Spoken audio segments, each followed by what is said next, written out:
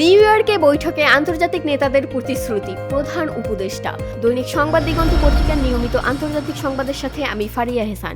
New ইয়র্কে জাতিসংঘ সাধারণ পরিষদের অধিবেশনের ফাঁকে অধ্যাপক মোহাম্মদ ইউনূসের সঙ্গে বৈঠকে বিশ্বের প্রভাবশালী রাজনৈতিক নেতারা বাংলাদেশের প্রতি পূর্ণ সমর্থন জানান। শুক্রবার ২৬শে সেপ্টেম্বর ইউনূসের হোটেল সুইটে অনুষ্ঠিত বৈঠকে লাটভিয়ার সাবেক প্রেসিডেন্ট ভাইরা ভিকে ফ্রেইবার্গারের নেতৃত্বে একটি প্রতিনিধি দল উপস্থিত ছিলেন।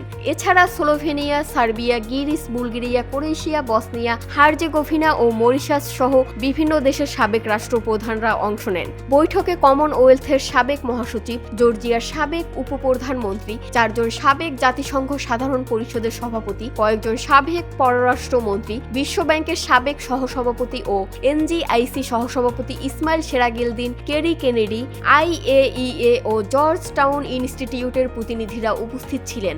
বক্তারা ইউনূসের দারিদ্র্য বিমোচনে অবদানের প্রশংসা করেন এবং বাংলাদেশের পুনর্গঠন ও অর্থনৈতিক অগ্রযাত্রায় সহযোগিতার প্রতিশ্রুতি দেন। অধ্যাপক ইউনূস বৈঠকে বলেন, গত ১৫ বছরের শাসন ব্যবস্থা ৯ মাত্রার ভূমিকম্পের মতো ছিল। জনগণ তাৎক্ষণিক পরিবর্তন চায়, বিশেষ করে তরুণ প্রজন্ম নতুন বাংলাদেশ দেখতে চায়। তিনি আন্তর্জাতিক সম্প্রদায়ের পরামর্শ ও নৈতিক সমর্থনের গুরুত্বের উপর জোর দেন। বৈঠকে SDG সমন্বয়ক লামিয়া মোর্শেদও উপস্থিত ছিলেন। আন্তর্জাতিক নেতাদের এই সমর্থন বাংলাদেশের রাজনৈতিক ও অর্থনৈতিক পুনর্গঠনে নতুন উদ্দীপনা যোগ করবে।